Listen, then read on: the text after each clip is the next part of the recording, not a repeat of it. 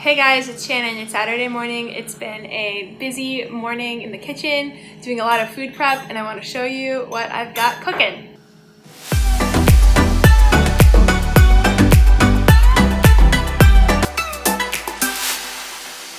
So last night I cooked all my salads. I put all my salads into mason jars. I'll link the video where I show you how I make those. But basically I put all the wet stuff at the bottom, separate it with a level of cruciferous veggies, and then put the delicate spinach on top. That's how it stays fresh all week. This is a salad that I made a week ago with just some flowers from the garden out there that are edible that I'm gonna enjoy today.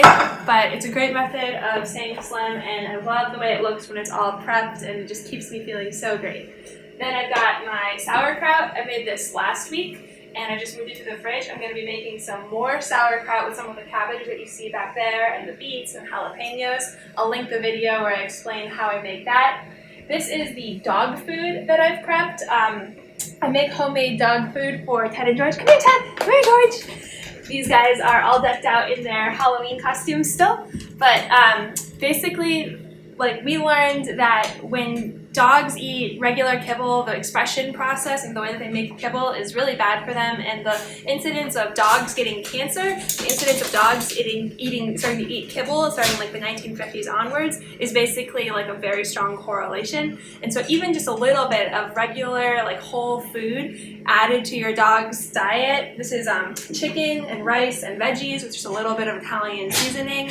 They love it so much, and it's so good for them. But if you can't do that, we mix that up with regular kibble, and that's supposed to be quite beneficial. You can also just have the kibble and then crack an egg over it, and that's supposed to be a huge benefit for the animals. So over here, I'm cooking veggie broth. These are just 2 things of hot water filled with all the discarded vegetables for the food that I'm baking in the oven, which I'll show you in a moment, and some of the cabbage that I used for my sauerkraut. I got Brussels sprouts, little bits of carrot that I cut up, onions, cabbage. Basically, if it grows from the earth and it's part of a recipe and you kind of throw it away, like the ends of the onion that you see there, the little edges of Brussels sprouts, you can put it on the stovetop on low for hours and hours, 5 or 6 hours, very low, after bringing it to a boil with a little bit of salt, and it creates this delicious and nutritious vegetable broth. So here is what it looks like when it's done. I strain it into these mason jars using a smaller one of these mesh strainers. And then it has all those nutrients from the veggies that you've boiled, and it also is just really delicious during the winter time when you have a sore throat or you want to eat something warm. I enjoy this a lot, and sometimes I add a little bit more salt to make it more flavorful. Over here, you guys can see all of the squash that I picked from the garden today. This is what real food looks like, you guys. It's not perfect, it's not super pretty, it's ugly, and it's so much more delicious than what you can find at the grocery store. All of this squash grew from our compost pile. It just emerged from our compost pile and totally took over our yard. And this is gonna feed us for many, many weeks, and this keeps really well. Really excited about that. Going to be giving some away to my friends and family.